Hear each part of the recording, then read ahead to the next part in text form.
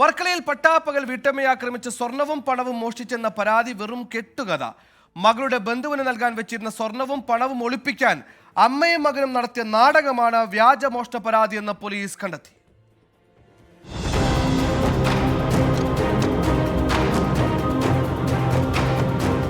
ഇന്നലെ ഉച്ചയ്ക്ക് 3 മണിക്ക് കോളിംഗ് ബെൽ ശബ്ദം കേട്ട് പുറത്തിറങ്ങിയ 52-കാരി സുമതിയെ മുഖംമൂടി ധരിച്ചെത്തിയ 2 പേർ ആക്രമിച്ച് മോഷണം നടത്തിയെന്നായിരുന്നു പരാതി.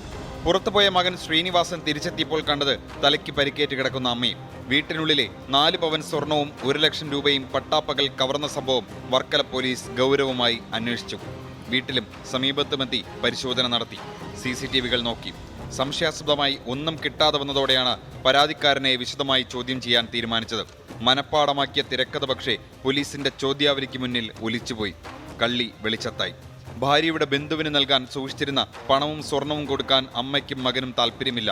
അതൊളിപ്പിക്കാൻ കണ്ടെത്തിയ വഴിയാണ് മോഷണ നാടകം. വ്യാജ പരാതി നൽകിയ ഇരുവർക്കുമെതിരെ തുടർ നടപടിക്കൊരുങ്ങുകയാണ് പോലീസ്. 24 തിരുവനന്തപുരം. മോഷണ പാഠം വ്യത്യസ്തമായിരുന്നുവെങ്കിലും ഔട്ട് ഓഫ് സിലബസിൽ നിന്നൊരു ചോദ്യം വന്നതോടെ